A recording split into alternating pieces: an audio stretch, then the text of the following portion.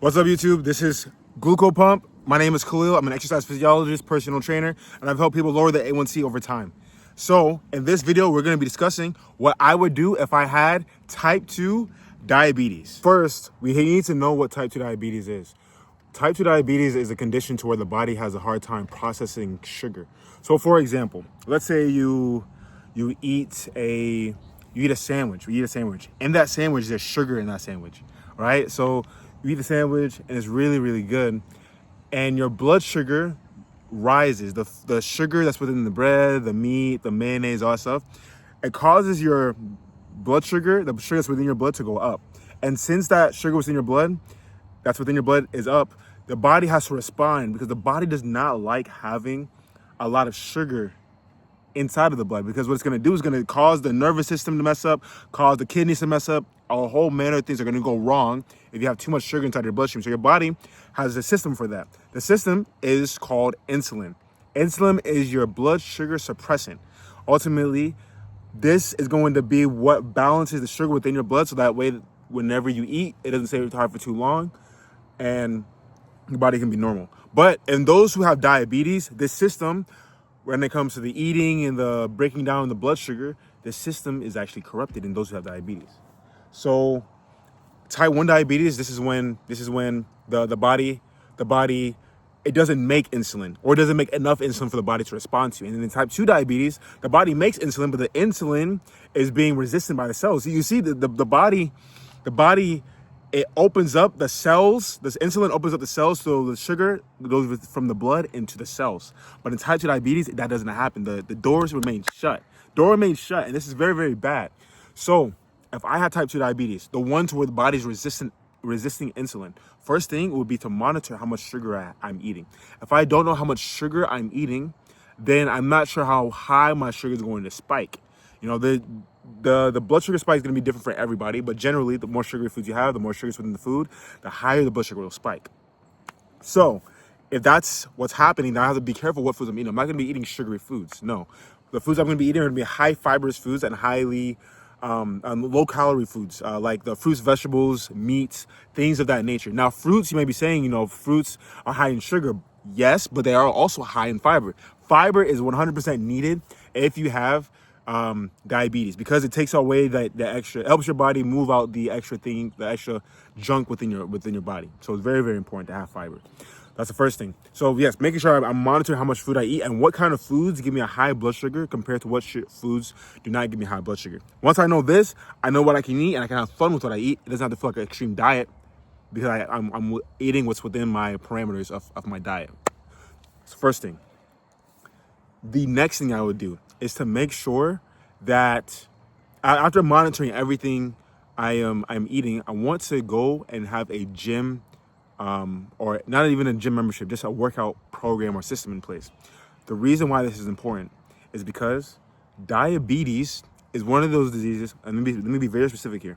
Type 2 diabetes is one of the few diseases that can be prevented with exercises, and it can also be reversed with proper exercise and eating as well. Here's why. I mentioned before that insulin causes the blood sugar to go down, and it opens up the cells to receive the sugar that's within the blood system, that's within the blood, right? But insulin is resistant if you have type 2 diabetes, right? Because the body is resisting the insulin. But if you work out, the body opens up those cells without the need for insulin. So in a way, insulin or exercise is insulin, gives the body an insulin-like effect. Yes, exercise gives the body an insulin-like effect, and the way that allows the sugar within the blood to go inside of the cells. Really, really, really good. So the timing of my exercise, because the blood is going to be emptying out its sugar into the cells after I eat, I need to make sure that I'm exercising after I eat, whether that's going for a walk, whether that's building muscle, whether that's swimming, or even here, I'm at a volleyball court technically right now. So no matter what, you have to eat. It's non-negotiable. If you take medicine for diabetes, you need to take some workout planning for diabetes as well. So that's the next thing. So eating correctly, making sure I know how much sugar is within the food I'm eating, or how my body is responding to sugar, and then a workout program. Need a workout program, non-negotiable. Now, the workouts that you can do, which workouts are going to be the best? I'm glad you asked. So here's the thing about insulin, blood, and muscle, right? So the muscle needs sugar to respond. It needs energy to move. All the movements I'm doing with my hand, me blinking, is all the result of muscle. It's all the result. You literally cannot move without muscle, right? So in this case, if I have the choice between running, cardio, stretching, weightlifting, what's another kind of exercise? We'll just stick with those two for now: cardio or muscle mass training. I'll be consistent with that. Cardiovascular training versus strength training. I would choose strength training. The reason why I would choose strength training is because the blood that's within your body, is going to be emptying all that sugar into the muscle. And if you have a lot of muscle mass, you have a lot of body mass, then you have more areas for that muscle, for the blood to go into. So if I have like a lot of muscle, then I'm going to need a lot of sugar for those muscles to actually work. So that's number two, strength training. But still, do not neglect cardio. Cardio is very, very good for longevity training. If you want to live for a very long time, it's going to be very, very hard to do if you don't have a good cardiovascular system. So jogging for at least 30 minutes, 3 times a week is like the bare minimum that you need when it comes to cardiovascular training. So yes, still do exercise, muscle mass first, building a whole lot of muscle mass as much as possible without the use of steroids, and then cardio after that to go a step further as well. So those are the first 2 things. The last 3 is going to be sleep. You need to sleep well. Sleep helps your body balance the hormones like insulin, cortisol, testosterone, estrogen, all those hormones you can think of.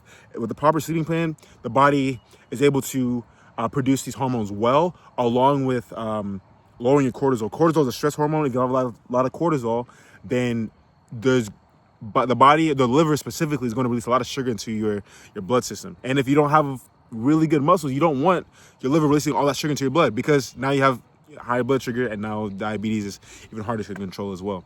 So you want to make sure that you are getting enough sleep. 8 hours is really, really good. Bare minimum 6. Bare minimum 6. And here's what I mean. If you get 6 hours of sleep, which you should be getting if you're an adult, if you get 6 hours of sleep, you also need to make sure that you are taking naps on top of the 6 hours. So whether that means you getting to work early, taking a nap before going to work, going to take a nap on your break after you eat. Depending on the job, I know it can be a little bit difficult, especially if you have children or a family, anything like that, where you have extra responsibilities. But sleep is going to be very, very important. Those are the main 3 things that you need to do if you have type 2 diabetes. That's what I would do. My specific plan will look like this. I wake up in the morning, and after I wake up, I'm going to eat something, depending on what my blood sugar is. My blood sugar before exercise, it needs to be at least 100, so that way my blood sugar doesn't drop too low. But exercise will cause your blood sugar to drop, which is not bad, and so the entire point of doing exercise as well. But you don't want it to start off low. So yes, we're gonna be making sure that I wake up and then I eat first, making sure that my blood sugar is at least 100 milligrams per deciliter. And then depending on how much work I have and everything, I'll go with the typical 9 to 5 schedule. So I'll probably wake up before I need to get ready for work, to around like 7 or so, and then from 7 to 7:30, I'm spending time eating, and then from 7:30 to 8, I'm working out. I'm probably gonna be doing push-ups, sit-ups, and squats. So that way my whole muscle system, very, very simple workout you can do from anywhere, is being worked on. Quads, abs, and then my chest as well. Major muscle groups that are being worked on. And then from there, I go into work, and on break, let's say I get an hour break, or even 45 minutes. Doesn't take me that long to eat. I promise, it does not take me that long to eat. Eat for 10 to 15 minutes. Then I have about 20 to 30 minutes left after I eat, depending on how long my break is. From there, I'm going to be doing push-ups, sit-ups, and squats inside of the office as well, after I eat too. And the food I'm going to be eating as well is going to be very simple. It's going to probably be skinless chicken, some apples, and broccoli, and cauliflower, kale, things of that nature. Very, very filling foods. And then after I eat that, go back into work. Now, depending on what I'm doing for work, it's going to determine how much I'm moving around, which is what I want. I want to be moving around for my job as well. I am a personal trainer. That's what my current job is. So I'll be moving around, and then after I get off work, I'll do an actual workout. So not just push-ups and squats, but like now I'm lifting weight, building muscle, bicep curls, hamstring curls, pull-ups, things I can use at the gym. And if you don't have a gym membership, it's still possible to get rid of the type 2 diabetes as long as you're still training. Even just doing push-ups and some squats can be very, very useful as well. Now that's the main thing. So making sure that after everything I eat, I have time to move around my body, and I'm still have time to spend with my family. I still have time to eat regular foods because I'm only eating foods that are within my